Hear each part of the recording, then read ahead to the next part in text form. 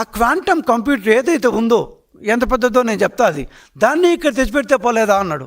ఒక క్షణం ఎవరికి అర్థం కాల. అంటే మనం ఇంకా రీసెర్చ్, మనం గవర్నమెంట్ ఫండ్ గిండు అవంతా మనం చూసుకుందాం. IBM ఈజ్ ది నెంబర్ 1 కదా as of now.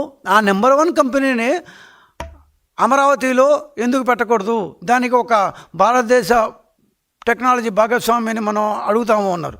Tata institute of fundamental research వాళ్ళతో మాట్లాడి, టాటా చైర్మన్ చంద్రశేఖర్ గారితో మాట్లాడి, TCSని ఒప్పించి, అటుపక్క IBMని ఒప్పించి, వాళ్ళిద్దరి మధ్య ఒక పార్ట్నర్షిప్ కుదిర్చి, మేము మీకు అండగా ఉంటాం, మీకు ఏం కావాలన్నా ఇస్తాం, మీకు కావాల్సిన ల్యాండు, ఈ బిల్డింగ్ అన్నీ మేము ఏర్పాటు చేస్తాం, అమరావతిలో పెట్టండి అంటే మన విజన్ వాళ్ళకి నచ్చి, ఓకే ఫస్ట్ క్వాంటమ్ కంప్యూటింగ్ సెంటర్ని AQV, అమరావతి క్వాంటమ్ వ్యాలీ. ఈ పదం ఇంకొక 20, 30, 40 సంవత్సరాల పాటు మారుమోగుతుంటుంది. AQV, Amaravati quantum valley. Amaravati quantum వ్యాలీని దానికి నామకరణం చేసి TCS అండ్ IBMతో మనం అమరావతిలో పెట్టాం.